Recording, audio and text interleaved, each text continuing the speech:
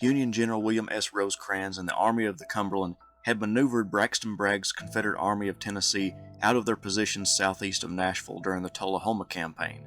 Now, Rosecrans was focused on the city of Chattanooga, Tennessee, a vital railroad hub for the Confederacy. His intention was to fool Bragg into thinking that he was going to cross the Tennessee River upriver, but was in actuality moving his army south of Chattanooga to cross Lookout Mountain to get in the rear of Bragg's army. Most of Bragg's forces were concentrated near Chattanooga, with his cavalry spread out in a wide net across the landscape. He was outnumbered significantly, with about 50,000 men in his army, as opposed to the approximately 70,000 men in the Army of the Cumberland. Bragg's cavalry under Joseph Wheeler were tasked with watching the river crossings downstream of Chattanooga, but Wheeler sent most of his troops to rest camps far from the scenes of action, so Bragg knew little about the Union Army movements to the south. The Union main thrust began on August 29, 1863. By September 5th, the Army of the Cumberland had crossed the Tennessee River, a success for Rosecrans. Alexander McCook's 20th Corps was at the south end of the line, George Thomas's 14th Corps was in the center, and Thomas L. Crittenden's 21st Corps was to the north, converging on Chattanooga. Bragg was in a horrible state mentally because he had no good information on which gap in Lookout Mountain the Union Army would emerge from. On September 7th, Bragg began to move his army south for fear of getting cut off from Atlanta. This left the Union in control of Chattanooga. Crittenden's troops pushed southeast toward Tunnel Hill, Georgia, while McCook's corps approached the Confederate Army from the south. George Thomas's corps worked its way over Lookout Mountain and was about to enter McLemore's Cove.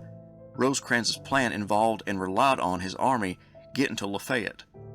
On September 10th, Negley's division moved into McLemore's Cove, with Thomas being extremely cautious, knowing that at least part of his corps could be isolated and destroyed if the Confederates acted quickly. Luckily for him, the Southern Army was in full confusion. Bragg had sent Claiborne's division, Heineman's division, and elements of Simon Bolivar Buckner's corps to trap Thomas's men in McLemore's Cove. Colonel William Sirwell's brigade led the way into the Cove, followed by Colonel Timothy R. Stanley's brigade. The two colonels found Confederate cavalry posted in the Cove, and General Negley wanted to force them out, so Sirwell's men pushed forward and drove the cavalry to the foot of Dug Gap. But as his men got close to the gap, the resistance increased. The Union infantry got close enough to see that the Confederate infantry had fortified the gap. Sirwell pulled back to a safe distance. Those rebels in the gap were commanded by Major General Patrick Claiborne, who was waiting for General Heineman to launch an attack from the northwest. Then the Irishman was to deliver a devastating blow to the unsuspecting Federals. At about that time, Negley received word that a large Confederate column was approaching from the north. To mask his withdrawal closer to Lookout Mountain, Negley ordered Sirwell and Stanley to push back the rebel skirmishers. Then at 3 a.m., with no Confederates in sight, they pulled back to a ridge around the Davis House. Negley asked his corps commander, George Thomas, for reinforcements, and by 8:30 a.m., elements of Baird's division arrived. Scribner replaced Sirwell's brigade, while that brigade moved to the left, and Starkweather moved into Stanley's position.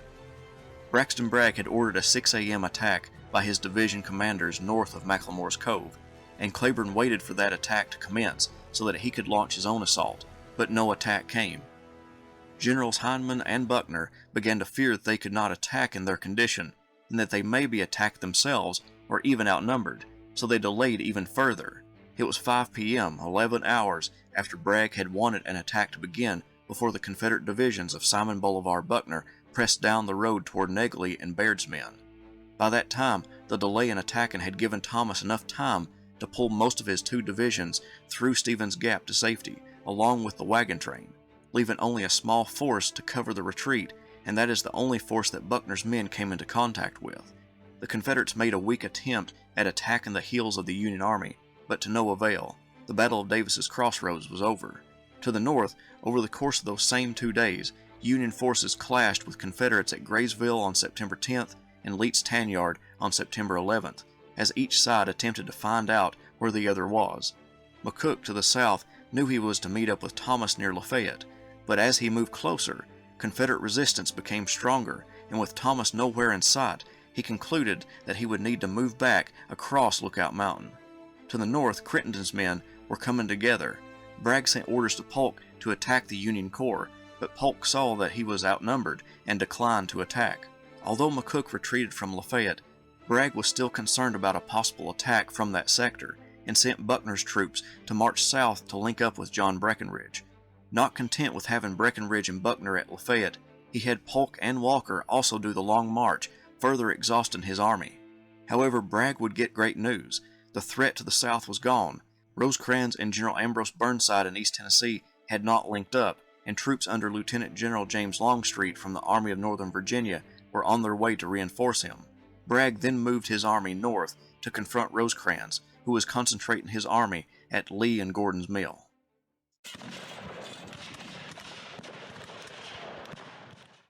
On September 18th, Braxton Bragg wanted his Confederate Army to cross West Chickamauga Creek at various locations north of the Union main line and cut it off from Chattanooga, and by attacking its left flank, drive it south. Guarding the fords and bridges across the creek were Federal cavalry under Colonel Robert Minty and mounted infantry equipped with Spencer repeating rifles under Colonel John T. Wilder. To the north, Minty would come into contact with elements of Longstreet's corps under Brigadier General Bushrod Johnson. The Confederate infantry didn't have cavalry to scout ahead of them, so Johnson sent out Colonel Fulton's brigade to probe the Union position. Around this time, General Nathan Bedford Forrest arrived with a handful of his cavalry and began working his way around the flank of Minty's line. Just before noon, Minty withdrew closer to the bridge to shore up his battle line. Minty could see dust clouds rising up to the northeast and feared that Confederate troops would attempt to outflank him using the bridges and fords to the north. So he asked Wilder for help. Wilder sent Minty part of his brigade to watch those locations while Minty engaged with Forrest and Johnson. Forrest would take Fulton's 17th Tennessee and his own cavalry to the south in an attempt to capture what he thought was Minty's camp. When Johnson and Fulton crossed a ridge, they could see how small the Union force was, so Johnson called up for Gregg's brigade to align on Fulton's right and McNair to fall in behind to act in a supporting role for the other two brigades. Braxton Bragg's plan to quickly cross the creek and unite his army on the other side for a major assault in order to flank the Union left and be able to push it further south had hit a snag at Reed's Bridge. While Johnson worked to outflank Minty, Wilder's men guarded Alexander's Bridge to the south.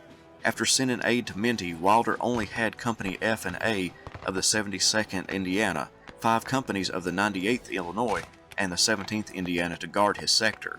He also had many men posted at various fords along the creek so that the Confederates could not launch a surprise flanking maneuver. Brigadier General St. John Liddell ordered Walthall's Mississippi Brigade forward to take the bridge. However, the thick underbrush disrupted the brigade's battle lines, and each regiment arrived at different times. Plus, Company A of the 72nd Indiana had ripped up the floor of the bridge and created a breastwork out of its pieces. Although some of the Mississippians made it into the creek and attempted to outflank the outnumbered Federals, the firepower from the Spencer rifles created a bloody stalemate. By a little after noon, the Confederates had thrown elements of 2 divisions against the 2 diminished Union brigades and hadn't been able to drive off the stubborn Federals, and the day was quickly passing. Bragg had planned for them to already be across the creek and well on their way attacking the Union from a northerly direction. To the north, Minty had pulled back across Reed's Bridge, giving ground each time that Johnson's infantry aligned themselves for an attack. Minty's men had ripped up the planks after crossing and threw them into the creek below, which carried them downstream.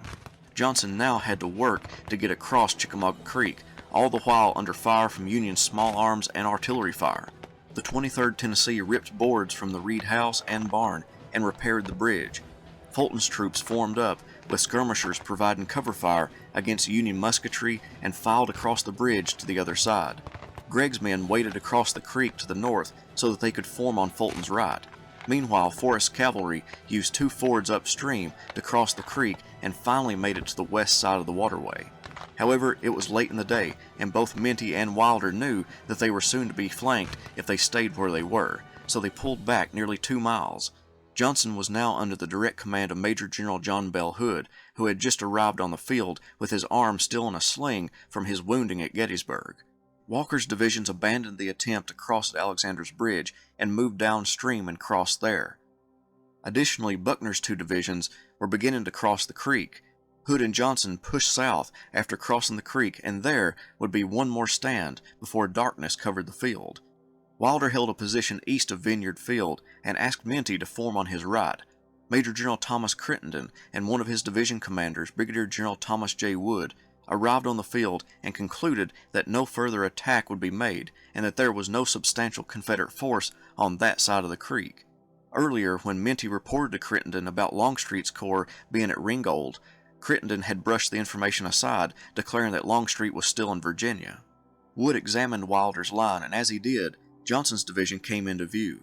Wood frantically rode off to alert Crittenden, who ordered the closest Federal brigade to Wilder's aid. That would be Colonel George F. Dick's brigade of Horatio Van Cleve's 3rd Division. Johnson's men rushed forward and attacked Wilder's line, but like most night battles of the war, not much came of the attacks, and the firing faded away as Johnson withdrew his men a short distance and had them build impromptu breastworks. Together, the small commands of Minty and Wilder had delayed vastly superior Confederate columns for hours, and by extension, threw the timetable for Braxton Bragg's attack plan off schedule an entire day. Although the Confederate advance had been delayed, Rosecrans' Army of the Cumberland could still be cut off from Chattanooga. With that scary thought in his mind, Rosecrans turned to his most trusted commander, Major General George Thomas, to extend Crittenden's left to the north and secure the Lafayette Road, which was their connection with Chattanooga. By dawn, Thomas had brought the divisions of Brigadier Generals Absalom Baird and John M. Brannan to the Kelly House and farmstead. They had marched most of the night and when they arrived, began to cook breakfast. The night before, Colonel Daniel McCook arrived near Reed's Bridge to help in the defense of that sector, but arrived once the majority of the fighting was over. He did take some prisoners, but was ordered by his commander, Gordon Granger, to fall back to Rossville.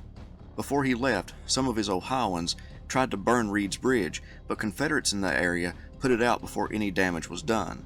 Since most of McCook's prisoners were from one brigade, he surmised that a lone Southern brigade was trapped on the west side of the creek. He informed Thomas of that when he pulled back to Rossville. Thomas wasted no time and moved Brannan's men forward, who were still in the process of cooking their breakfast. The only rebels in the immediate area was a brigade of cavalry ultimately under Forrest, but commanded by Brigadier General Henry Davidson, who had been sent to that sector when it was discovered that McCook's men were attempting to burn the bridge. The brigades of Colonels John T. Croxton and Ferdinand Vanderveer approached Jay's Mill along 2 roads, attempting to find the lone Confederate brigade described by McCook. Croxton ran into the 10th Confederate Cavalry, and Vanderveer hit the 1st Georgia Cavalry. Forrest realized he couldn't hold back 2 Federal brigades with the men he had, so he instructed his men to hold as long as possible until infantry support could be brought up. The Wizard of the Saddle sent notes to Bragg, General Walker, and Walker's brigade commanders, and all obliged to send help. The brigades of Colonel Claudius Wilson and Brigadier General Matthew Ector marched north to help Forrest throw back the Union brigades. Wilson formed on Forrest's left, with Ector instructed to keep marching north to tackle Union forces coming down the Reed's Bridge Road. Wilson pushed towards Croxton's line, who was surprised with such a large force meeting him and saw that his right could be outflanked, so he began to move the 10th Kentucky in that direction. But while the 10th was moving behind the 74th Indiana, the Hoosiers confused the Kentuckians' orders with their own and thought they were to perform a general retreat and fled about 200 yards to the rear. Croxton worked to reorganize the 74th, and while he did that, the 10th Kentucky performed a brave charge to send back Wilson's brigade, which provided Croxton with enough time to get the 74th back in line with the rest of the brigade. Croxton had been falling back gradually as the Confederate brigades came closer and closer, hoping that Vanderveer would come up on his left so that his line would be more secure. But Ector's movements would prevent that juncture. The skirmishers in front of Brannan had done a spectacular job of stopping the Union advance, and now that Ector was ready to attack, the situation seemed dire for the Union. The rebel brigade rushed forward, but the artillery from Battery I of the 4th U.S. Battery, positioned in between Vanderveer's regiments, along with an incredible volley of musketry, forced Ector back. It was a significant blow to the rebels. Meanwhile, Brannan realized his brigades were heavily engaged and sought to reinforce them at once. He took his last brigade, that under Colonel John Connell, and divided it. He sent the 31st Ohio to help Croxton, while he personally led the rest of the brigade and the 4th Michigan Battery to Vanderveer's aid. Ector made another attack, but it was just as costly as the first. Every mounted officer lost a horse. 2 regimental commanders went down along with a number of flag bearers. Colonel William H. Young of the 9th Texas received a bullet to his chest. his second of 5 wounds he would receive during the entire war. The attacks, although unsuccessful for the Confederates, moved Vanderveer's line to where it faced more south than east. It was 10 a.m. and Brannan had thrown in all of his brigades, so he sent word to General Thomas for additional reinforcements. Thomas called up for Baird to come to Brannan's assistance. Meanwhile, Ector grew concerned about more Union regiments in his front, and particularly his right flank. He told Forrest about his concern for that area, and Forrest replied, "Tell General Ector that he need not bother about his right flank. I'll take care of it." To the south, one of Baird's brigades, under Colonel Benjamin Scribner, charged into Wilson's left flank, shattering it completely. Wilson ran over to that flank and tried to rally what was left, but to no avail. His right crumbled after that. Scribner's brigade got broken up by the successful charge, and its commander had trouble putting them back together. Ector kept up the pressure against Connell and Vanderveer, but he was not expecting what happened next. Ector told Forrest about his exposed left flank, and Forrest sent word back, "Tell General Ector that by God I am here, and I will take care of his left flank as well as his right." Unfortunately for Forrest and Ector, the cavalry commander did not have enough troops to do that. Brigadier General John H. King's brigade slammed into Ector's flank and sent the Confederates running. Many of Ector's men were captured by King's men. Thomas's division had thrown back 2 brigades of Confederates, and his brigades reorganized themselves after the successful attacks. At that point, a short lull came over the battlefield. It was 11 a.m., and both sides had begun to reinforce their lines, preparing for what may come. George Thomas asked Rosecrans for more reinforcements, which Rosecrans happily gave. Brigadier General Richard W. Johnson's division and Major General John M. Palmer's division moved north to support Thomas's expanding line. Bragg was now heavily concerned about his own battle line, as his plan to push the Union Army south away from Chattanooga had been unsuccessful. The rest of William Walker's corps swung north to engage Thomas's successful troops. Bragg's left was secure under Generals Hood, Buckner, and Cheatham, so he detached Cheatham's division of Polk's corps and sent it north to add to Walker's left. Scribner and the other Federal brigades under Thomas were busy celebrating their recent victory when Walthall and Govan's men attacked. They were told that there would be reinforcements coming from the southwest, so not to fire on them, but this was the enemy. Battery A of the 1st Michigan Artillery held on with the help of the 10th Wisconsin for a short time. The commander of the artillery, Lieutenant George Van Pelt, died defending the guns against the advancing rebels, but eventually all the Federals were forced to pull back. Starkweather didn't have time to change the front of his brigade before the gray lines wrapped around his flanks. The brigade, made up of men from Wisconsin, Illinois, and Pennsylvania, held out for a short time, but they too fell back in disorder. Now there were no Federal units between Govan and Walthall's men and the flank and rear of King's regulars. Baird arrived in time to tell King to orient part of his brigade to the south, but it was too late. He had only managed to get his battle line to partially face in that direction before the Confederates swarmed over the landscape, capturing a great many of the blue-clad troops. King alone lost around 500 as prisoners, over 1/3 of the fighting force he brought into the engagement. In less than 30 minutes, the 2 Confederate brigades had devastated the Union's left flank, but the disorganization from their success and the casualties accumulated from the attacks was wearing on them. Walthall's men continued forward and attacked Connell's depleted brigade. However, the 9th Ohio, made up mostly of German immigrants in Cincinnati, had been left behind to guard the wagons, but Connell brought them to the front to reinforce the rest of his brigade. When the Mississippians came forward, without orders, the Germans charged forward with a yell, stunning the exhausted rebels. The attack was so unexpected, and even a surprise to Connell, that they drove the Mississippians away. To the east, Croxton's brigade, fresh from the rear, where they filled their cartridge boxes and rested, had marched south upon hearing the sound of battle, and seeing that their comrades were retreating in disorder. Once he was in position, Croxton ordered a bayonet charge that drove Govan's men away.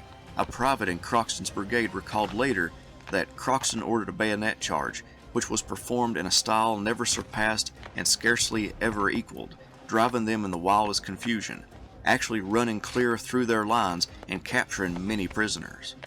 Scribner, King, Vanderveer, and Connell guarded the Reed's Bridge Road, and Nathan Bedford Forrest was going to attempt to outflank the Union along that road. As he moved Dibrell's brigade to the northwest, so moved Vanderveer and Connell to meet the threat. When the rebel cavalry attacked, The infantry line, studded with artillery, convinced the attackers to fall back in great haste and signaled to Forrest that the line was too strong at the moment to turn it. The fighting in this sector died down around noon. Walker's reserve corps had been bloodied significantly, and the divisions of Baird and Brannan had eventually repulsed the attackers, but at a great cost. Most of the Union divisions pulled back, leaving only Croxton out front after chasing Govan's men back toward West Chickamauga Creek. This lull, like the other, would be short as Cheatham's fresh division moved out. By midday, Braxton Bragg was still trying to find and possibly turn the left flank of the Union Army to his north, but the stiff resistance in that sector had confounded him. Most of the fighting up until that point had been exploratory probes by each side. The rest of the Union line was fairly thin, with Rosecrans waiting on the rest of his troops to make it to the field. Major General Benjamin Cheatham's division was sent by Bragg to support Walker's troops, but Walker's rebels had been pushed from the field. Croxton's brigade was out front of the Union line. It sat astride the Brotherton road, with 3 regiments north of the road and 3 regiments south of it. The Federals didn't expect to see any Confederates after the last ones they sent back. Similarly, Brigadier General John K. Jackson did not expect to find Federals so close to his position when he moved out. He was expecting to encounter elements of Walker's regiments he had been sent to support. When the Southerners saw the Federals, Jackson wasted no time and ordered a charge, which sent back the right half of the brigade, but Croxton was able to keep them together and bring back the left as well, setting up a defensive position on a small ridge. Croxton didn't have to wait long for help to arrive. Johnson and Palmer's divisions had been ordered to Thomas's aid, and Old Pap Thomas sent them into battle as soon as they were available. In the front right of Johnson's battle line was the brigade of Brigadier General August Willock, a German immigrant who, at a young age, adopted the ideas of socialism and communism, and even challenged Karl Marx himself to a duel when they disagreed on that movement's course of action. In Palmer's left front was the brigade under Brigadier General William B. Hazen, one of the most capable Union brigade commanders in the Army of the Cumberland. His stubborn stand at the round forest at Stones River helped save the Union Army and its hold on the Nashville Pike. Those units faced a fresh and veteran force in the form of Cheatham's division. Johnson and Palmer moved through and beside Croxton, sending back Jackson's brigade. Palmer refused his right flank per the orders of Rosecrans, who knew the biggest problem facing the Federal units in that area was Confederates attacking from a southward direction. When Jackson fell back, he came on line with Brigadier General Preston Smith's brigade. Both advanced on the 2 Union divisions. By this point in the war, Union tactics had changed to brigades putting 2 regiments in front and 2 in back. This helped stabilize their lines during an attack, but Confederates were still placing their regiments side by side, which meant their battle lines were less stable, but they could overlap the Union battle lines more easily. On the Confederate left, Brigadier General Marcus Wright was moving his brigade toward the right. However, Wright mistakenly thought he was in the center of Cheatham's line and was expecting a brigade to come up on his left. Wright was new to brigade command in combat, and his promotion over one of the brigade's colonels irritated its troops. Before he knew it, Wright ran into Gross's brigade. Smith and Jackson's men were feeling overmatched, especially Smith, who had attempted to attack the Union line through Brock Field, and his exposed condition led to heavy casualties. At 1:30 p.m., he pulled back to the other end of the field and sent word to his division commander that his ammunition was running low, but that he could hold on long enough for another brigade to relieve him. Cheatham quickly ordered up support. Brigadier General Otho Strahl and Brigadier General George Maney would replace Smith and Jackson. For Strahl, Cheatham told him not to advance through the field, but to take up a position in the trees on the south end of it. But he did just the opposite, marching into the field. Strahl quickly realized his mistake when his men began taking heavy casualties. Adding to the confusion, a fire broke out in the field, and the smoke flew into the eyes of the Confederate soldiers. Quickly, Strahl moved them out of the desperate situation. To the north, George Maney, a Tennessean, veteran of the Mexican-American War, and a proven tough fighter for the Army of Tennessee, relieved Jackson's battered lines. Cheatham was obviously confused. He went in thinking he would find the Union left flank, but was met by large numbers of Federals coming in a direction he did not anticipate, and his men were getting mauled.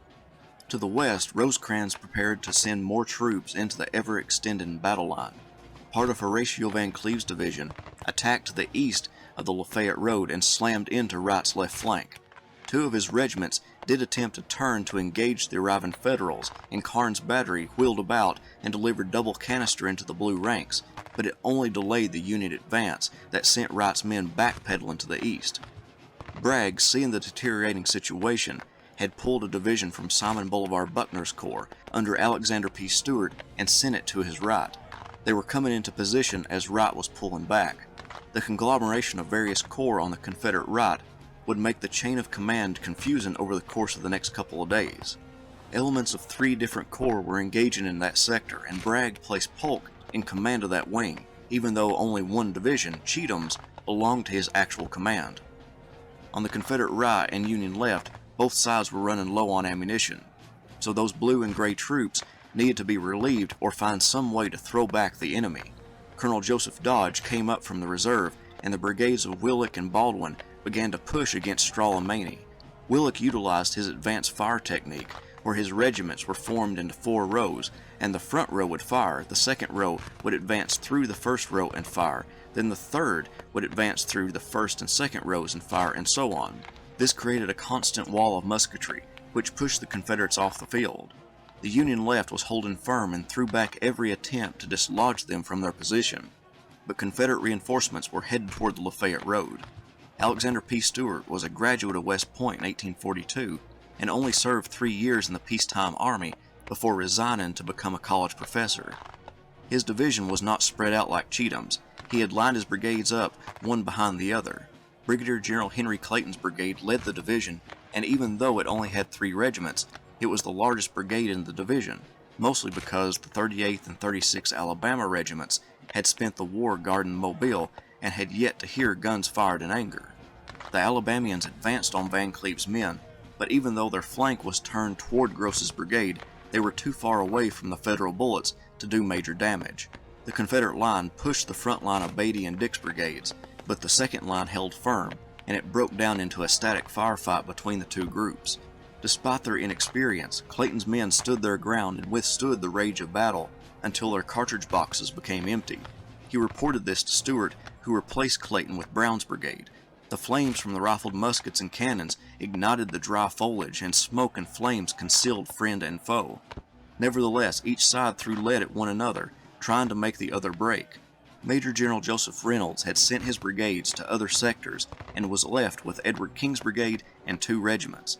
He sent King to the right to provide support for Van Cleve's line, leaving him in command of only 2 regiments. When the 6th Ohio came to the rear to look for ammunition wagons, Reynolds took them in as his reserve, but he wouldn't have those 3 regiments for long. A gap in the line forced him to send the 75th Indiana into the breach. It was about 3 p.m., and the battle was still raging. Brigades and divisions who had taken part in the battle rested, and those yet not engaged were being brought to the front. The battle was starting to shift southward. Braxton Bragg had exhausted his forces occupying his right, so he would now use Hood's men, who occupied the center. The area across from Hood's men was fairly open. Rosecrans had attempted to fill that gap in his line all day, but troops had been diverted to the hotly contested area to the north. Part of the division under General Jefferson C. Davis would be thrust into that sector, and a deadly firefight would emerge. As the brigades of King, Dick, and Beatty fought off the repeated assaults against their lines by Alexander P. Stewart, General Jefferson C. Davis's division deployed just to the south to help protect the Lafayette Road. Davis pulled 2 regiments from Carlin's brigade and made the 21st Illinois part of the divisional reserves, while the 81st Indiana, under an inexperienced regimental commander, helped guard the 2nd Minnesota Battery. Hegg's brigade, which contained the 15th Wisconsin, also known as the Scandinavian Regiment because of its ranks being filled with Norwegians, Swedes, and Danes, moved into the timber, not knowing what awaited them inside the woods. They ran into the divisions of Bushrod Johnson and Evander Law. Despite the overwhelming numerical superiority, Johnson didn't order his men forward, at least not at the moment. Hegg brought up his reserve to extend his line to the south. Finally, Davis sent Carlin's 21st Illinois to help stabilize Hegg's line. But the pressure was compounding, which forced Davis to send in the rest of the brigade to the right of Hegg. Both brigades put up a strong fight against the Southerners, but help was coming from the south. Colonel Sidney Barnes's brigade was coming up the Lafayette Road. Major General John Bell Hood became impatient. He had waited most of the day, and now that the enemy was in his front, he would press them. He ordered his 2 divisions forward. However, a horrible series of miscommunications between the brigades led to a jumbled mass of Confederates that lost valuable strength for an attack. Gregg was supposed to stay connected to Fulton's left, but Gregg's left was engaged with Haig and couldn't break away, which resulted in the 3rd and 41st Tennessee joining Fulton, while the others remained to the south. Furthermore, Law was either ordered or thought he was ordered to the southwest. Sheffield, part of Law's division, disconnected from the rest of the division and attacked the Union line alongside Stuart's division. The overall Union line that stretched alongside the Lafayette Road and jutted out along the Brotherton Road had now been split by Hood's actions. Once into the breach, Confederate forces would spread out, with some heading north while others headed south.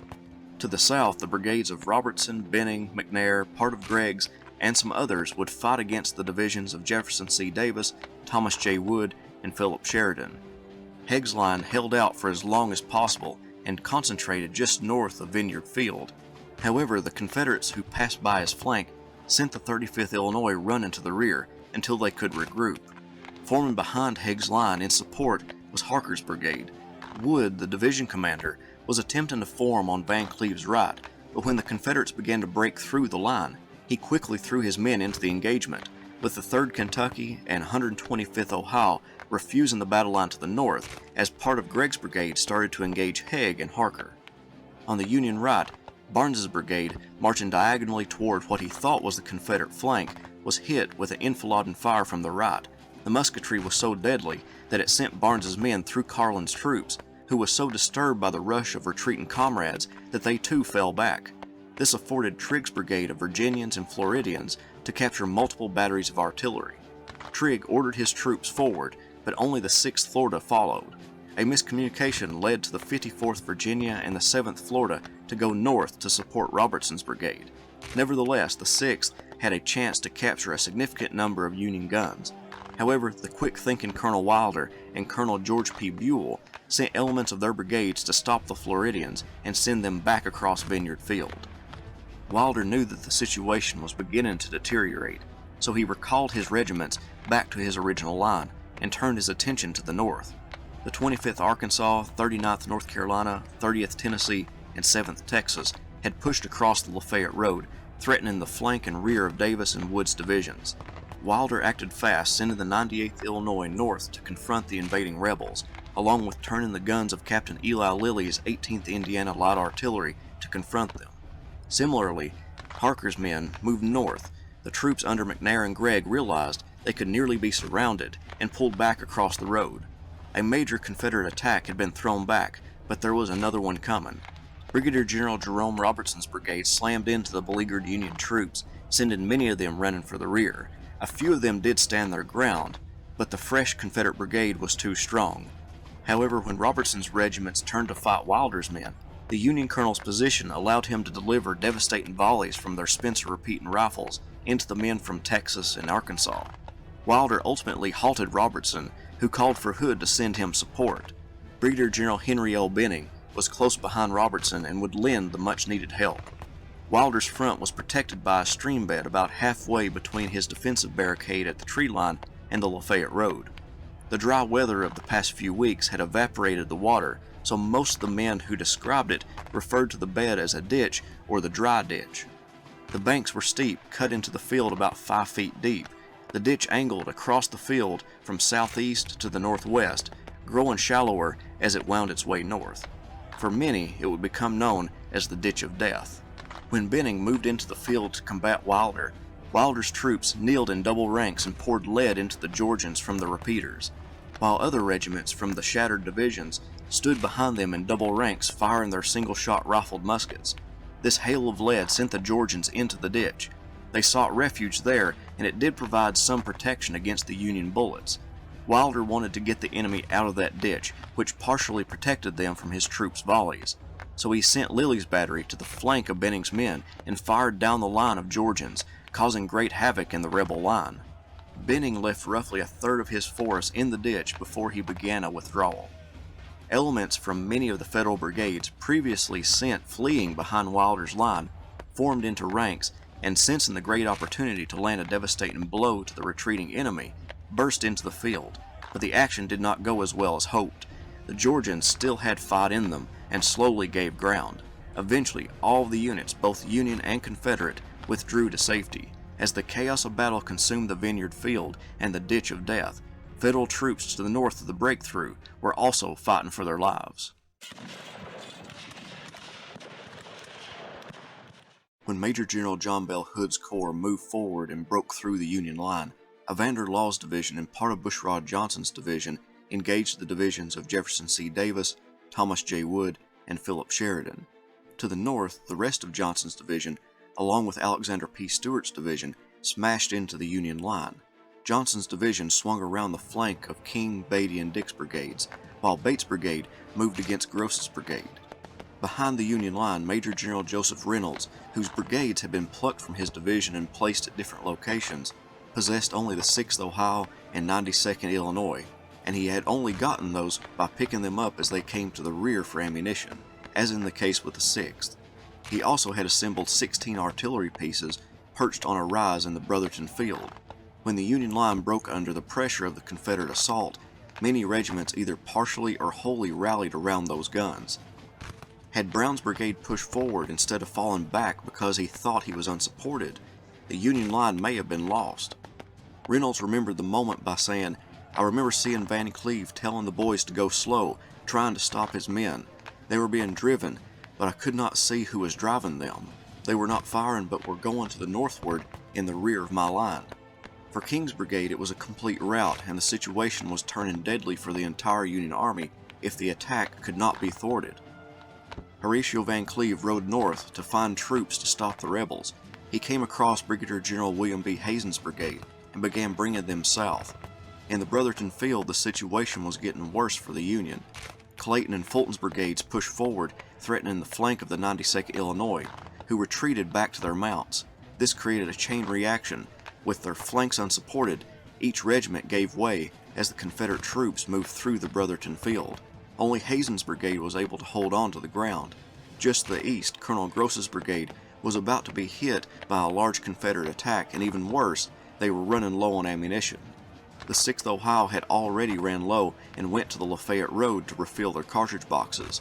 When Bates' brigade approached Gross's line, the musketry raged between the two sides as the Union troops desperately held on.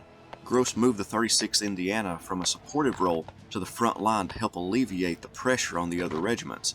However, it was to no avail. The Confederates were just too numerous, and the breakthrough at the Brotherton field forced Gross to pull his men back in order to save his battle line. The Union center was shattered. The success of the Confederate brigades caused a great confusion on the battlefield, though. A lack of communication between the brigade commanders made each leader afraid they had pushed too far without support, and some were fighting alongside units they were not supposed to be fighting with. Sheffield's brigade was a mess, and its deteriorating situation only added to the growing confusion within the Confederate ranks. The bulk of Sheffield's Alabama brigade arrived in Brotherton field. These regiments were supposed to be fighting alongside Benning and Robertson's brigades, which were engaged a mile south around the Vineyard field, but had failed to keep that connection, drifting to the northwest instead. When an artillery round unhorsed Sheffield early in the advance, command should have went to Colonel Perry of the 44th Alabama, but that regiment had gotten disconnected from the brigade and was fighting with Stewart's division. Colonel William C. Oates ultimately took command of the bulk of those troops, leading them into Brotherton field. When Colonel Charles Harker's Union brigade advanced from the south in an attempt to throw back Confederate forces west of the Lafayette Road, the disorganized rebels were taken by surprise. Brigadier General John Gregg was wounded by a 64th Ohio skirmisher and left for dead, but the Southern general would recover from his wounds. As the Union soldiers passed by, they relieved him of many articles, including his sword. With Federal soldiers in their rear, this convinced the two regiments under Gregg to fall back across the road, and Fulton began to turn his regiments toward the south to address the growing problem in that sector. To the north, Bates' successful brigade continued its push to the northwest, chasing routed Federal batteries. 3 Union batteries and the 75th Indiana sat at the edge of Poe Field, awaiting the Confederate regiments to appear through the tree line. When the gray lines emerged, A destructive fire of artillery and musketry encompassed the field. A member of Bates' brigade recalled that some regiments were almost annihilated. The artillery knocked a hole so large in the 37th Georgia that it split into two units, one headed to the left and one headed to the right. Bates' men couldn't handle the hail of iron and lead and withdrew back into the woods, close to the Brotherton road. Brigadier General John B. Turchin, a Russian immigrant who had served in the Imperial Russian Army before coming to the United States and settling in Chicago, was a tough fighter, and since there was silence in his front, he deployed to the west and attacked the right flank of the Confederate breakthrough. However, Turchin's men did not pursue the enemy. They withdrew to their stable battle line. While all this was going on, Rosecrans and Thomas were attempting to shore up the breakthrough. Brannan's brigades were approaching from the north, and Negley's fresh division was deploying just to the west of the Lafayette Road into Brotherton Field. A soldier from that division remembered, "The battle was raging fiercely in the forest along the Chickamauga. Batteries of artillery and brigades of infantry were moving on double quick to the support of our forces on the battle lines. We could see the smoke of battle rising above the trees, almost shutting out our view of the forest, while the roar of artillery and rattle of musketry was deafening."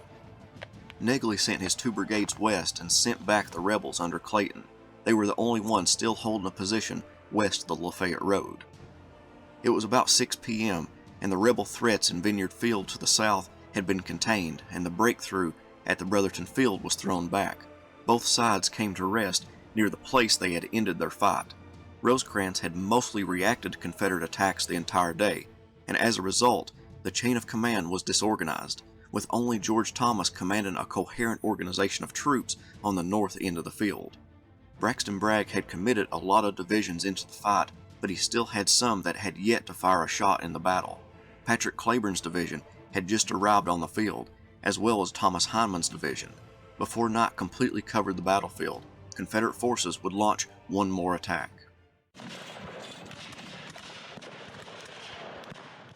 Cheatham's earlier retreat around Winfrey and Brock Field caused Leonidas Polk, the general in charge of that sector, great concern. He hoped to throw back the Federal divisions in his front and help stabilize the overall Confederate line, as Stuart's brigades were pushing into the Union rear during the breakthrough. They would be the ones thrown into battle against Richard Johnson's division near Winfrey Field. Later in the afternoon, the two rebel brigades stepped off, and Walthall immediately came into contact with Johnson's troops. The well-fortified position of the Blue troops formed an impenetrable wall for the Mississippians. To the north, Govan's brigade advanced and found no enemy in their front. The 6th and 7th Arkansas did break off to engage some of the Union troops, but the rest passed by the flank. Baldwin and Willock were not oblivious to the rebels going past them. Willock suggested Baldwin move his reserve to the flank and hit the enemy with enfilading fire, which he did. The Federal troops harassed the Confederate flank, catching them off guard. This forced Govan to pull back.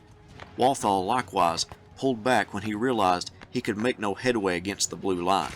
The fresh division of Patrick Cleburne was now in that sector, and Liddell was convinced that a great opportunity could be had if a fresh division attacked the Union line in that location. Cleburne knew Liddell very well. Liddell had served as a brigade commander under Cleburne for nearly a year, but Cleburne refused the offer to attack. Furthermore, it was getting dark, and the Irishman didn't know the ground in front of him. Lieutenant General D.H. Hill, Cleburne's corps commander, arrived on the field, and Liddell reiterated his argument to Hill, who concurred that an opportunity could be had. It was settled Cleburne would attack, despite the growing darkness. George Thomas was working diligently to piece the Union battle line together amid the breakthrough. After Govan and Walthall's failed attack, Thomas ordered Baird to place 2 of his brigades on the left of Johnson. At this point, Thomas made an important decision. The Union line was now disconnected, with its left too far to the east of the Lafayette Road. At 5 p.m., Thomas gave the Union left the order to fall back and concentrate on more commanding ground. When he gave that order, the breakthrough at Brotherton Field was still being fought off by the divisions of Van Cleve and Negley. However, the division commanders did not receive the order until after the breakthrough had been pushed back. Thomas personally rode to the Union left, convened with Baird and Johnson, and all 3 generals rode to the west in order to scout the best ground to place their men. All 3 generals were gone when Cleburne's men deployed for an attack. Darkness was covering the battlefield, and this led to great confusion for Cleburne's troops. Brigadier General Sam Wood's brigade started off confused. For one, wood could not be found, and the regiments lost connection with one another in the darkness. When they stepped off, the 45th Alabama surged past its other comrades, while the others attempted to feel their way through the darkness. The 16th Alabama came up on the left of the 45th and fired a volley into their own comrades. The confusion led to both of those regiments falling back to the safety of the woods. The regiments that did make it to the Union lines exchanged volleys with one another, but because they simply aimed at muzzle blasts, neither side were very accurate. However, that would not be the case when Colonel Baldwin rode in front of his lines to urge his men to counterattack the rebels. Confederate bullets killed Baldwin and his horse. His troops tried in vain to recover his body, but to no avail. He was most likely buried in one of the unknown soldiers' graves.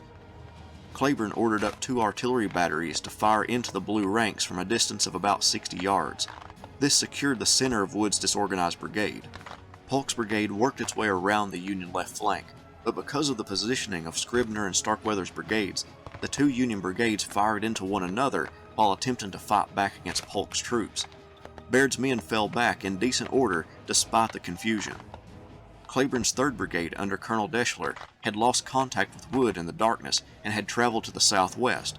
Cheatham, not knowing about this disconnect, ordered Smith and Jackson forward to support Deschler.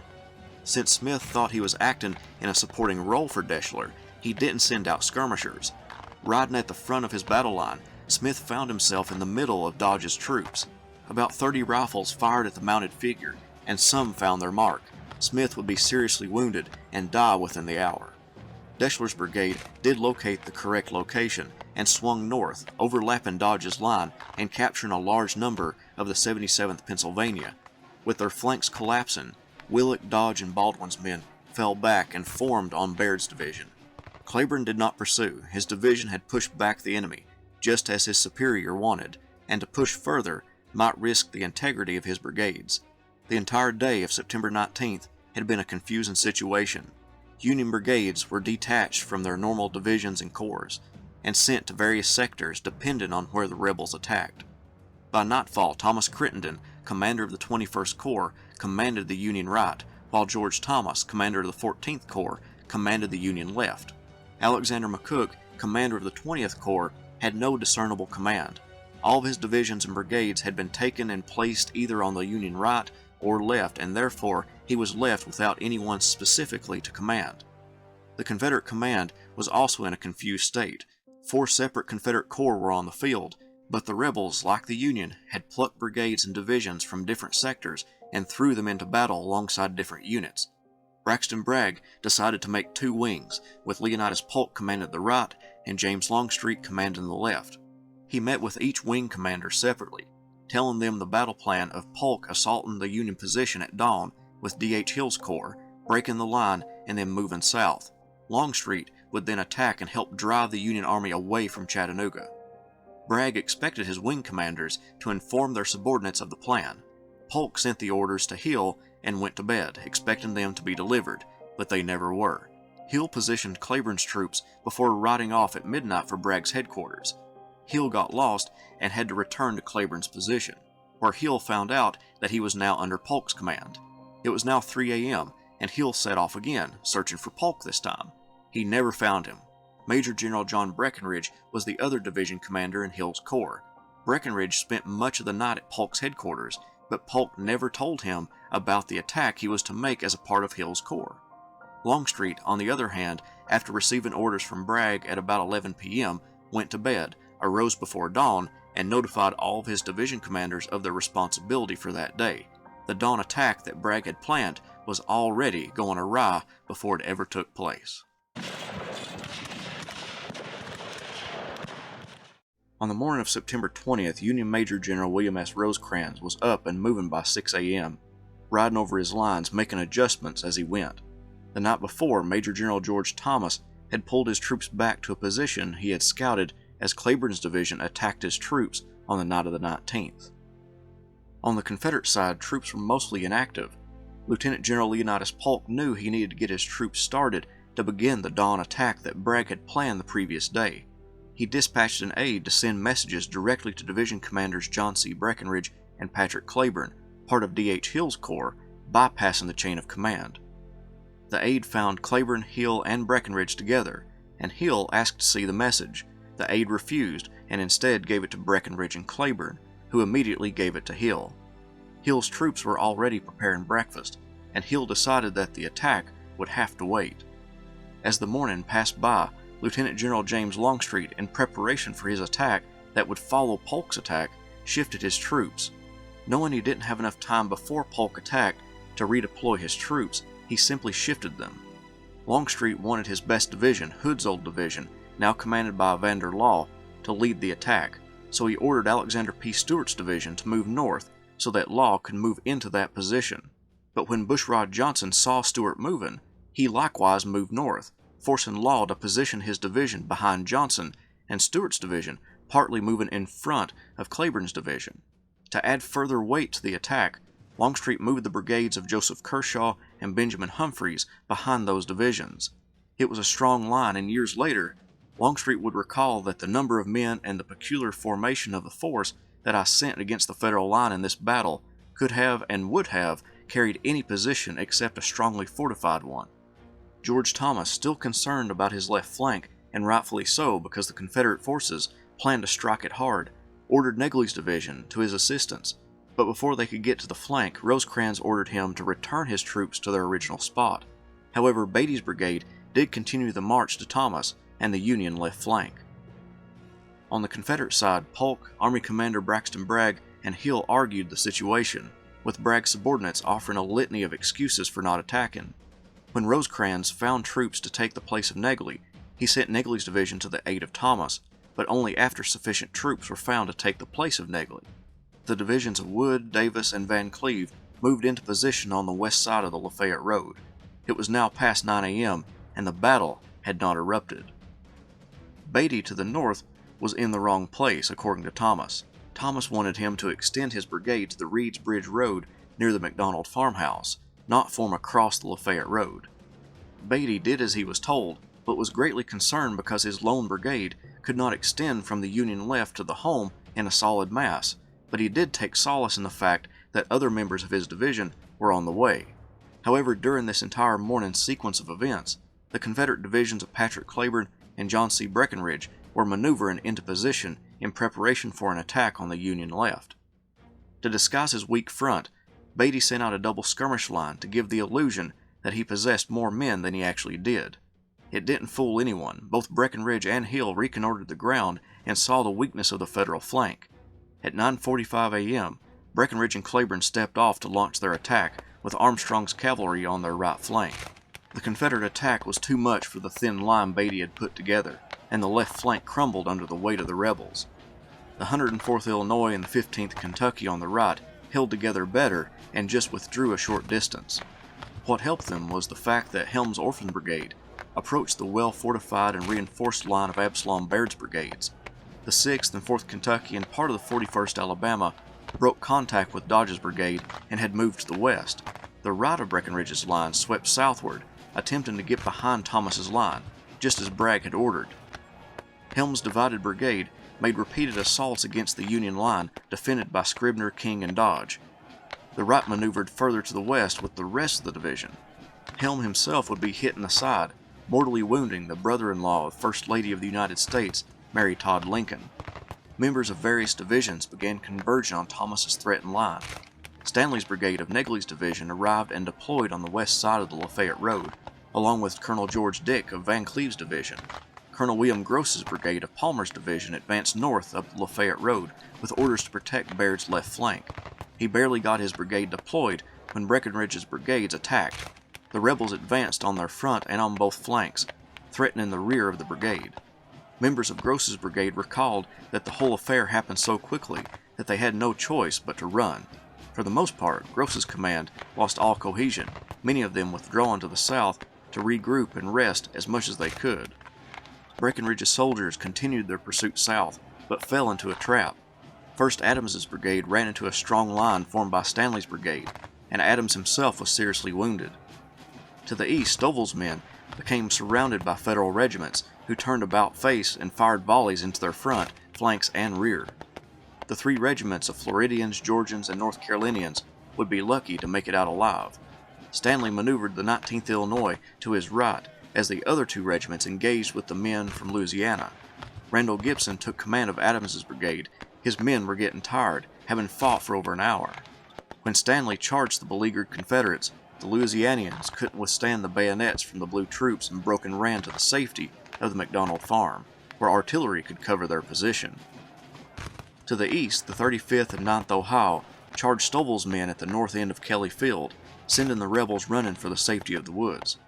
When Breckinridge saw Adams and Stovall's men streaming back through the woods, he ordered his men to fall back, knowing the attack had failed.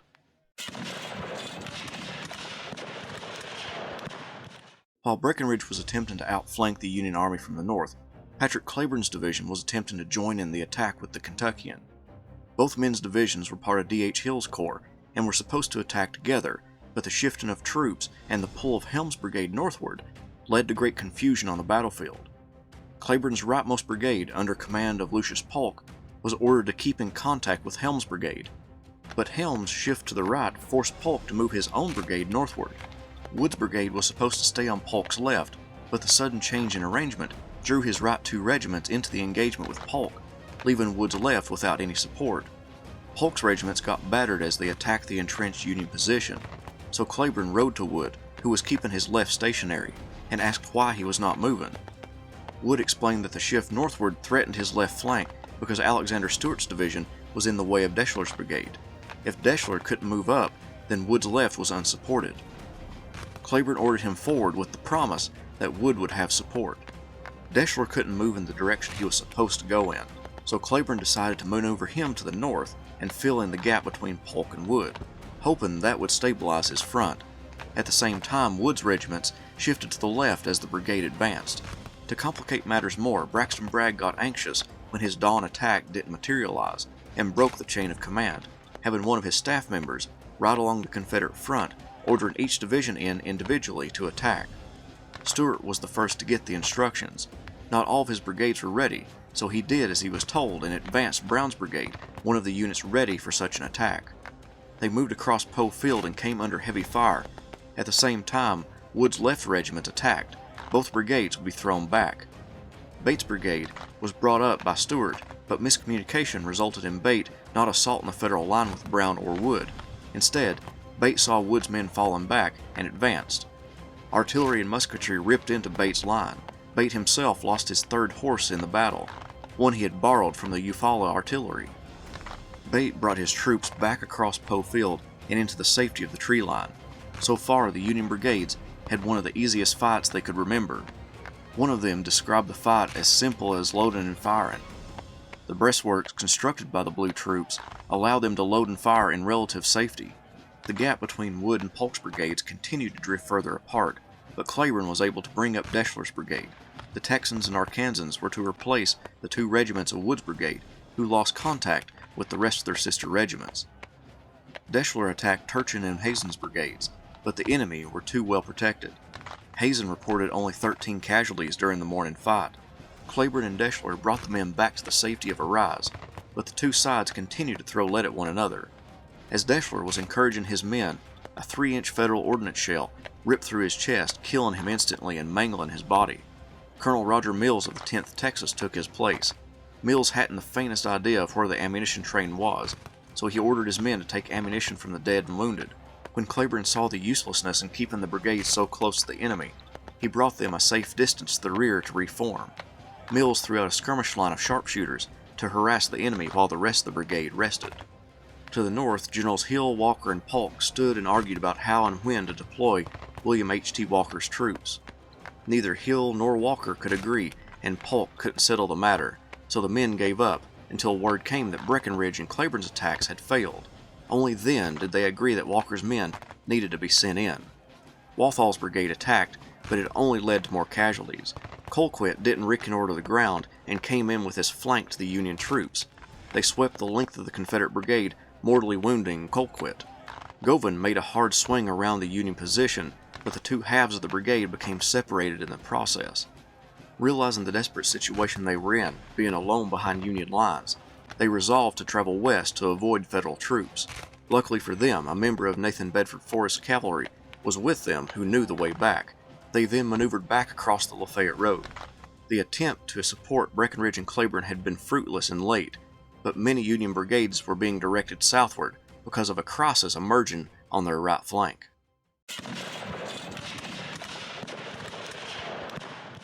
The morning attack so far had revolved around George Thomas fending off Confederate attacks on the Union left flank.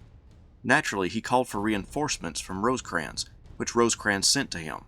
Around 10:30 a.m., Captain Sanford Kellogg, Thomas's nephew and aide, rode to General Brannan and delivered instructions for him to move his division north. Brannan consulted with Joseph Reynolds, another division commander, and concluded that Reynolds could hold the ground alone, but that Brannan's move would expose his right flank, and they asked Kellogg to inform Rosecrans. Kellogg left, and Brannan and Reynolds changed their minds about leaving, but did not inform Kellogg or send an additional courier to relay the message. When Rosecrans heard about the gap that would emerge, he sent orders to General Thomas Wood to close up on Reynolds and support him. The order was confusing because the term close up on would mean to link his flank with Reynolds, but the word support would mean for him to get behind Reynolds. Wood was confused by the order because he didn't know that Brannan had been ordered away, so the order must mean for him to fall in behind Reynolds and Brannan. The Union commanders were mostly unaware of the significant repercussions of the movement. Buell was the most leery of moving out from his position. His 100th Illinois, without orders, advanced across the Lafayette Road and came face to face with the Confederate juggernaut. The sight and musketry led them to fall back to the Brotherton cabin. As they pulled back, the brigades of Barnes and Harker began making their way to the rear and north. The last to leave was Buell. He brought with him all but 2 companies of the 100th Illinois who remained near the cabin. On the Confederate side, Braxton Bragg had become anxious because his dawn attack had not materialized, so he instructed one of his staffers to order the divisions into battle, bypassing the chain of command. Except for Alexander P. Stewart's division, which got the order to move forward first, Longstreet held all of his divisions back until he gave the word. At around 11:15 a.m., Longstreet ordered in his divisions, one right behind the other. McNair's brigade ran up against the solid wall of blue formed by the brigade of Colonel John M. Connell. The other brigades found little to no resistance as they advanced across the Lafayette Road. Buell hadn't gotten too far when the Confederates advanced. To buy the rest of the brigade and artillery time, the 26th Ohio and 13th Michigan were turned to face the Gray troops. The day before, the 2 regiments had suffered dearly and were badly under strength. It took only a few minutes for the 2 Union regiments to collapse and head to the rear. As Confederate troops streamed across the Lafayette Road, Union commanders began trying to stall the advance. To the south, Alexander McCook ordered Jefferson C. Davis's understrength brigades into the fight to stop the Gray tide from advancing any further. The first Confederate troops they came into contact with was the Alabamians of Brigadier General Zechariah Dees. The sudden flash of musketry sent the Alabamians back to the road looking for cover. Unfortunately for Davis's men, their good luck would run out as more Confederates swept over their flanks. Part of Shug's brigade, the 7th Texas, 1st Tennessee Battalion, and 10th Tennessee, hit Martin's brigade in the flank. Seeing the support, Dees charged Carlin and Martin's brigades. Every Union regiment came under intense pressure from the charge. The 21st Illinois on the far right of Carlin's line began to buckle and then break under the pressure. It was the first in a chain reaction as the overwhelming numbers became too much for the battered Union regiments. The rest fell back as well. On the Union right, the Confederate brigades ordered forward by Longstreet were charging into the rear of the Union line. To the north, McNair kept assaulting Connell's troops to the west of Poe Field. Shug told McNair to hold his position and he would swing around to the Union flank. Shug's attack completely surprised the Federal troops, caving in the 17th Ohio, who began to run through the Union lines that lay in reserve.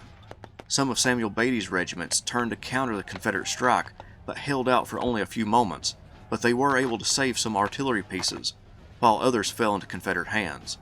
McNair and Shug pushed westward, not concerning themselves with the Union force to the north. Their orders were to press up behind the Confederate brigades in their front and offer support. When Benning's brigade marched just south of Colonel John Croxton's brigade, the Georgian became concerned for his and the attacking party's right flank.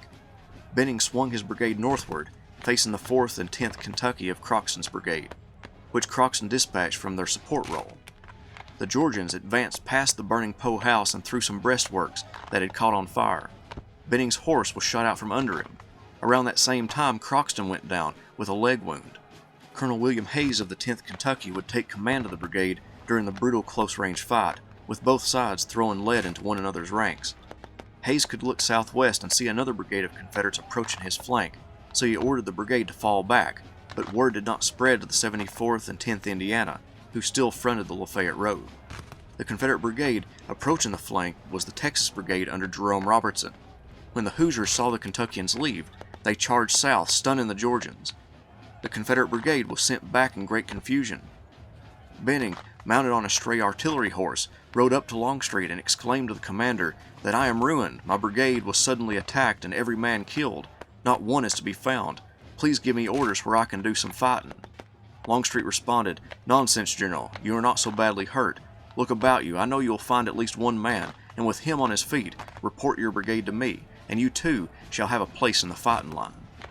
Further north, as the Union line was crumbling in that direction, General Reynolds attempted to shore up his line by turning Turchin and Edward King's regiments to face the Confederate threat to the south. Harker's brigade halted Robertson's Texans for the moment, giving the Union troops around Kelly Field a rest. Reynolds, not knowing his front was somewhat void of active Confederate regiments, wanted to buy himself some time in order to reconfigure his regiments, so he ordered the 105th Ohio to charge. The regiment passed through Poe Field, over the dead and wounded of the Confederate attacks in that area. Then they scraped by Benning's Georgians, moving through Brotherton Field. Reynolds thought the entire regiment completely destroyed until he found them at Rossville the next day, having maneuvered through the Confederate brigades of Longstreet's attack without encountering any stiff resistance. Longstreet's attack had shattered the Union line, resulting in Union division and brigade commanders attempting to hold what ground they could. The move by Wood's division was nearly lethal to the Army of the Cumberland, but many brigades and divisions were holding their ground as the gray tide swept over the battlefield.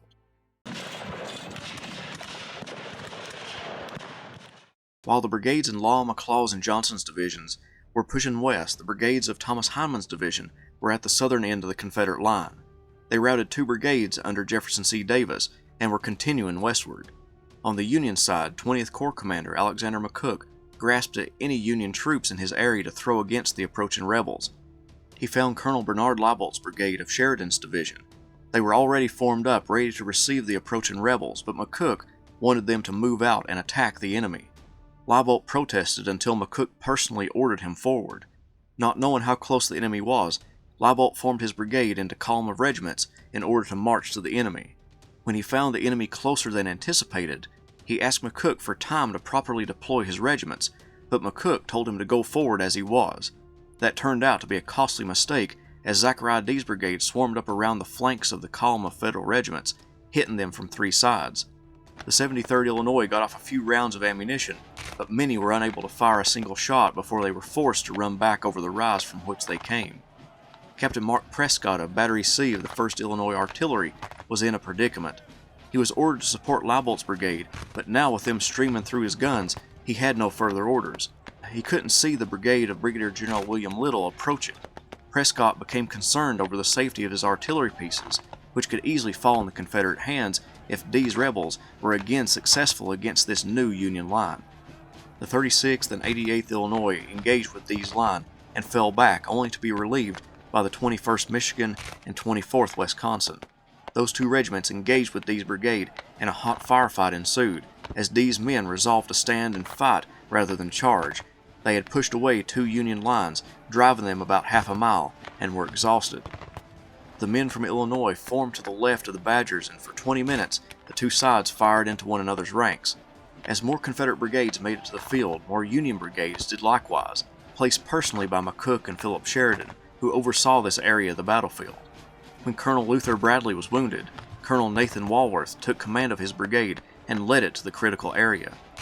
On the far right of the Union line was the brigade under Colonel John T. Wilder, known as Wilder's Lightning Brigade.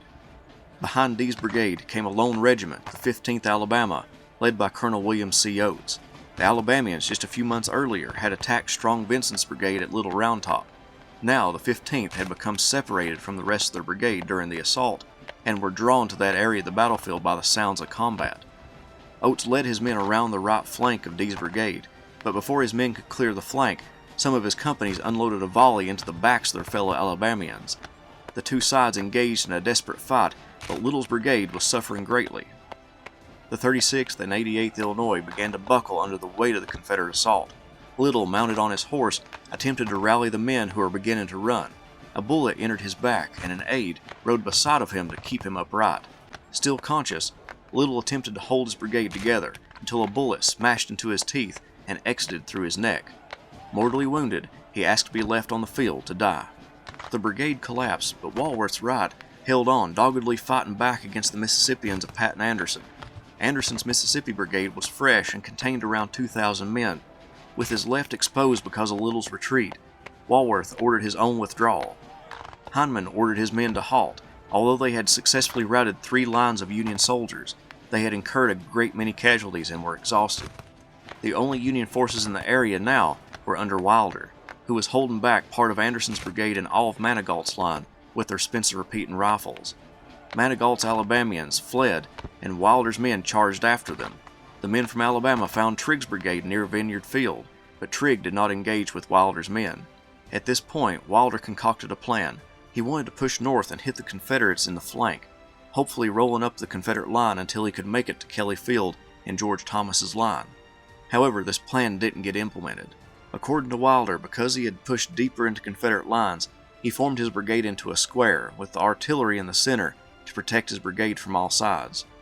The Assistant Secretary of War, Charles Dana, had been sent by the War Department to act as a representative in the Army of the Cumberland. Ultimately, he was acting as a sort of spy for the Lincoln administration, who did not have much faith in Rosecrans. Dana was wandering the battlefield. The Confederate attack had separated him from all other Union forces. He found Wilder at this point in the battle. According to Wilder, he was ordered by Dana to act as an escort for himself back to Chattanooga. Dana had no authority on the battlefield, but Wilder was unsure of Dana's authority. The Lightning Brigade would pull back and link up with troops from Sheridan's brigades to secure Missionary Ridge to the west and round up stragglers. Colonel Oates of the 15th Alabama found Colonel Little and brought him under a shade tree to die in peace. Although Hindman's troops were halted for the moment, other Confederate brigades were moving north. George Thomas was the highest-ranking Union officer on the field, and he was cobbling together a defensive line on Horseshoe Ridge that would give him the nickname, the Rock of Chickamauga.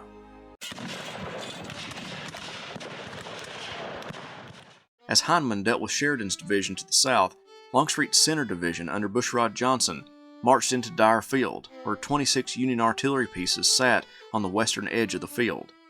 Major John Mendenhall positioned these artillery pieces as directed by Major General Thomas Crittenden.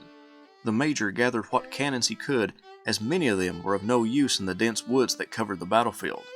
2 regiments, the 13th Michigan and 26th Ohio, neither of them numbering more than 100 men, assembled in the field to protect the artillery pieces. Confederate Major General John Bell Hood directed Johnson to capture the artillery pieces. When the Southerners exited the tree line, they came under a heavy bombardment from 26 artillery pieces. One of the shells wounded McNair, and Colonel David Coleman took command of the brigade. Battery E of the 9th Georgia Artillery Battalion unlimbered only 1 gun before the Union shells drove them back into the tree line. Perry's brigade had come up on Coleman's right flank to give support, but only contained 3 regiments. The 44th Alabama had departed the brigade near Poe Field, and the 15th Alabama was coming up behind Zachariah Dee's brigade and had accidentally delivered a volley of friendly fire into Dee's men. The Gray lines advanced across the field, with Coleman's brigade suffering extensive damage from the Union gunners. At one point, the entire brigade halted and sought cover along a fence line. Shug's brigade swung around the flank of the 8th Indiana Battery, which somewhat lightened the rounds of ammunition plunging into Coleman's troops. The 13th Michigan and 26th Ohio miraculously held out for a good 15 minutes against the overwhelming numbers of Confederates before they and many of the batteries withdrew from the field. In all, 14 or over half of the artillery pieces assembled by Mendenhall had been captured. Fulton's brigade to the south routed not only Union troops but Rosecrans himself, who had his field headquarters directly in their path. With the enemy gone, the Confederate brigades lost cohesion. Coleman's brigade pulled back across Dyer Field. The rest of Johnson's brigades advanced across it, taking up a position on the high ground beyond. Perry's men were without direction and sat at the north end of the field. Benning's Georgians were falling back from their engagement with the Federal forces near Poe Field. Robertson's brigade was advancing north, trying to find someone to support them in an attack against the gathering Yankees in their front, and Kershaw and Humphrey's brigades, searching for an enemy to fight, swung north through the Dyer Field. Many of the Gray troops were low or out of ammunition. Some solved the problem by discovering abandoned ammunition wagons left by the retreating Federals, but the men were exhausted. To the north, Jerome Robertson's brigade of Texans and Arkansans were attempting to dislodge a pocket of Federal resistance. They advanced across the open field, coming under an incredible barrage of enemy cannon fire and musketry from a thrown-together group of blue soldiers. To add to their woes, Robertson's troops were hit by friendly fire as well on their left flank. Their brand-new uniforms, which looked more blue than gray, had gotten the attention of some of their fellow Southerners. What Robertson didn't know was that he was in a foot race. Union General Thomas Wood, whose division opened the hole through which Longstreet's men entered the Union lines, ordered Harker's men forward without delay and without waiting to dress ranks. The 125th Ohio reached the fence that bordered the north end of the field and quickly began tearing it down to create a crude breastwork to hide behind. Then the rest of Harker's regiments filed in alongside the 125th. The Texans got stubborn as they traded volleys with the Federal troops out in the open. Then Wood ordered the 64th and 125th Ohio to advance, which they did in a continuous wall of volleys as the men used the same tactics as August Willock had done the day before against Cheatham's division. The Texans and Arkansans melted away amidst the iron and lead. A sergeant in Robertson's command remembered Dyer Field as the meanest, most unsatisfactory place I struck during the whole war.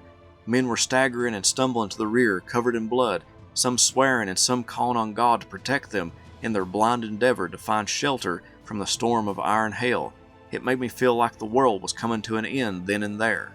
Confederate Major General John Bell Hood, acting commander of Longstreet's corps during this day at Chickamauga, since Longstreet commanded the entire left wing of the Confederate Army of Tennessee, had just ordered Kershaw's brigade to support Robertson when he saw his Texans and Arkansans streaming back into the tree line south of the field.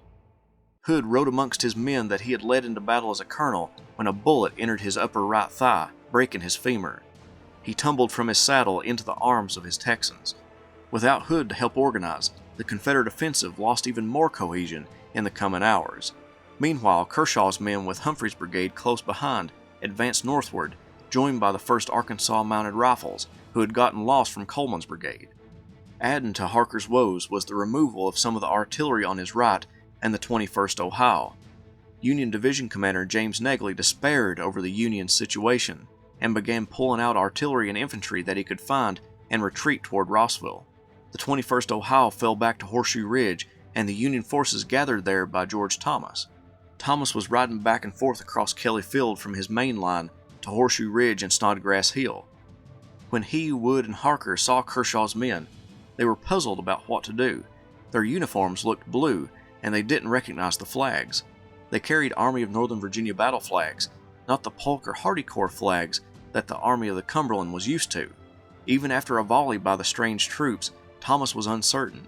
He thought it may be Sheridan's troops, who he had been expecting for the last hour. He instructed Harker to wave his flags as hard as possible to let the brigade know they were Federal forces.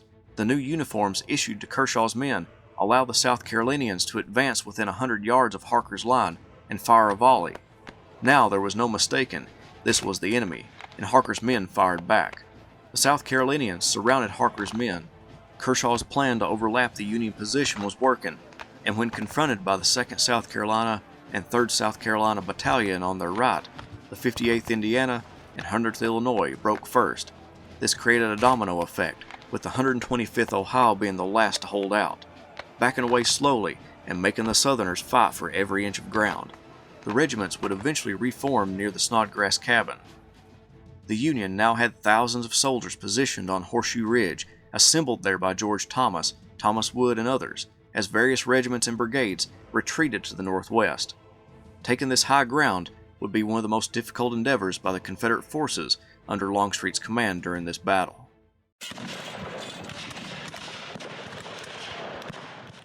Union Major General George Thomas held out when so many other Union generals had retreated back toward Chattanooga. His original line east of Kelly Field was still holding steady, and the cobbled-together line on Horseshoe Ridge, made up of what regiments Thomas and others could convince to continue the fight, was about to be tested by the oncoming rebels. Kershaw's victory against Harker's brigade resulted in the South Carolina regiments becoming disorganized. Kershaw's men scrambled up the ridge. The 2nd South Carolina on the left got a destructive fire from the 21st Ohio, who, with their 5-shot Colt revolving rifles, were able to hold their own against the previously successful rebels. None of Kershaw's troops made any headway against the Blue Line and had to either fall back or be recalled by their commander. They remained at the base of the ridge, skirmishing with the Federals, but waiting for more support in order to launch another attack. Humphreys' brigade came up on Kershaw's right, but only advanced a short distance. Humphreys had taken over from William Barksdale, who lost his life at Gettysburg, and that battle had mangled the brigade. After encountering a few Federals, Humphreys halted and fell back, not informing Kershaw of the movement.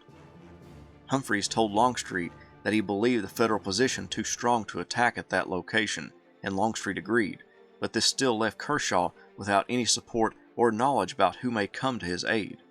Longstreet found Bushrod Johnson and ordered him north with the intention of swinging around the Union right flank on Horseshoe Ridge.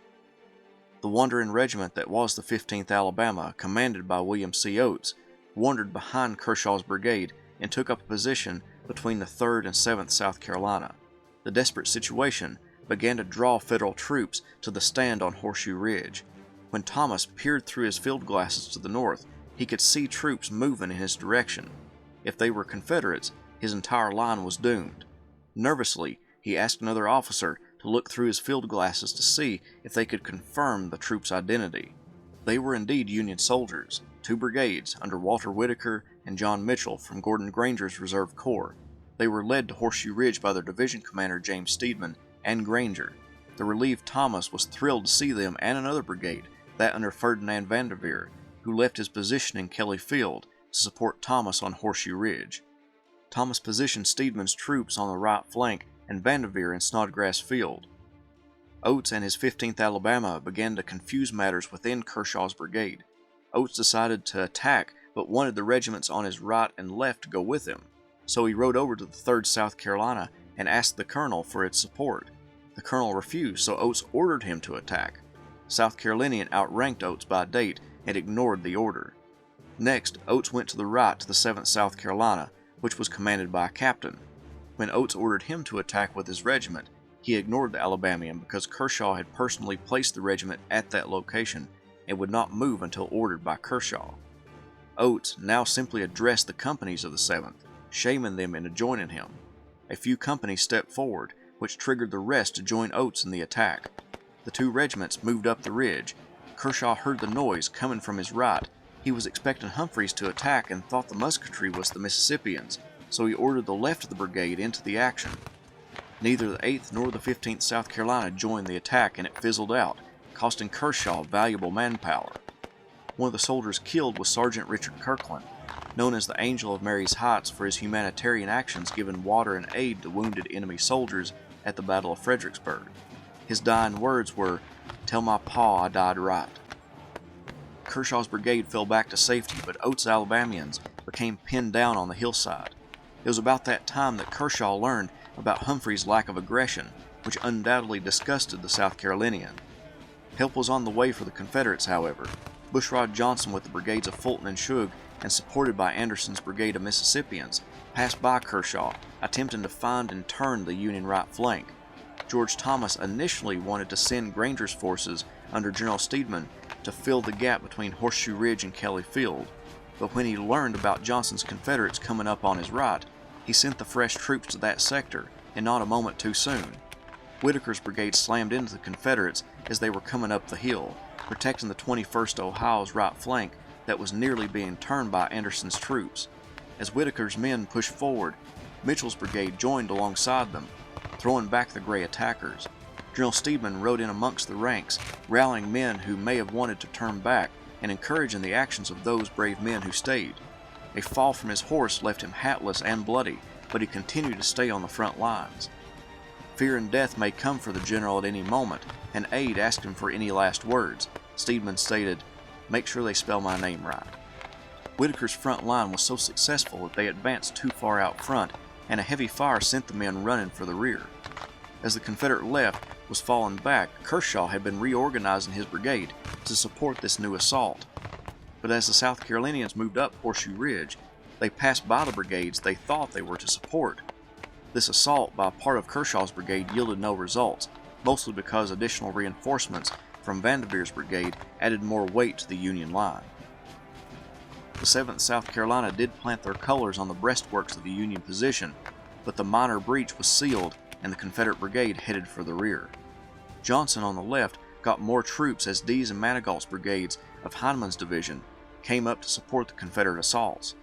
Johnson threw the brigades into action against Mitchell and Whitaker's brigades, but the attacks were met with difficult terrain and not properly deployed, which resulted in the Union forces throwing back each piecemeal attack launched by the Gray troops. It was now about 4 p.m. and both sides were exhausted, especially those units defending and attacking Horseshoe Ridge. Lieutenant General James Longstreet held William Preston's division of Simon Bolivar Buckner's corps in reserve and decided to throw it into the action since the attacks on Horseshoe Ridge had stalled out. A brief meeting with Bragg indicated to Longstreet that the commanding general thought the battle lost, but Longstreet knew the blue troops were on the run. On the Union side, Thomas got word from General Rosecrans when the Army commander dispatched General James Garfield back to the battlefield to reassess the situation. Knowing that the rest of the army was rallying near Chattanooga, Thomas felt better about the overall situation. William B. Hazen's brigade near Kelly Field would come up to Thomas's aid on Horseshoe Ridge as the fighting reignited on the hillsides. Gracie's brigade of Preston's Confederate division made it to the field and formed behind Kershaw's line. Preston was bringing up Kelly's brigade to extend Gracie's left flank, but before he could, Gracie's brigade stepped off toward Horseshoe Ridge. Kershaw, claiming he was attempting to organize the multiple brigades on the front line, had ordered in Gracie, much to the dismay and anger of Preston. On Gracie's left, Anderson's Mississippians blocked the 43rd Alabama, and instead of moving through them, Gracie ordered the 43rd to fall in behind the rest of the brigade in a supporting role. On the left side of Gracie's attack, the brigade became pinned down, and his right melted away from the withering fire from the Union rifled muskets. Kelly's brigade on the far left began their swing to hit the Union forces, but confusion reigned throughout the brigade when the 58th North Carolina came into contact with Federal regiments. Kelly, believing he had stumbled into part of Gracie's line, ordered the Tar Heels to stop firing. Before the regimental colonel could order them to continue their volleys, the lead flying through the air sent the North Carolinians and the 63rd Virginia tumbling down the hill. The 5th Kentucky continued on up the hill, and when the 21st Ohio fell back because of a lack of ammunition, the Kentuckians finally gained a foothold on Horseshoe Ridge, something no Confederate regiment had been able to do in the horrible attacks thus far. Gracie once again tried to conquer Horseshoe Ridge. He ordered the 43rd Alabama, the unit he helped organize, up the slopes of the ridge. The 1st and 2nd Alabama Battalion, part of Hilliard's Legion, followed, and now another foothold on the ridge was gained by the Confederate attackers. The 1st Florida Dismounted Cavalry, lost from its brigade, came up on Gracie's right, and Gracie placed them as support for his line. Success on the Confederate left came when Johnson renewed his attack, which drove the Federals away from their fortified position. The blue troops had little choice. They were out of ammunition, so many resolved to fall back a safe distance and fix bayonets. The situation was becoming too dangerous to stay. Thomas had made up his mind to pull back from Horseshoe Ridge and withdraw to Rossville. Most of the Union regiments fell back, but a misunderstanding resulted in a few remaining on the ridge, particularly the 89th Ohio, 22nd Michigan, and 21st Ohio, who were acting as a rear guard. Gracie's men, out of ammunition, pulled back as well to reorganize the regiments. The growing darkness and heavy smoke that now covered the battlefield concealed the movements of the brigades of Kelly and Trigg as they descended upon the 3 regiments left atop Horseshoe Ridge. The Federals had no choice but to surrender. Other than those regiments, most of Thomas's troops on Horseshoe Ridge had gotten away. Now it was time for the men still remaining in Kelly Field to withdraw.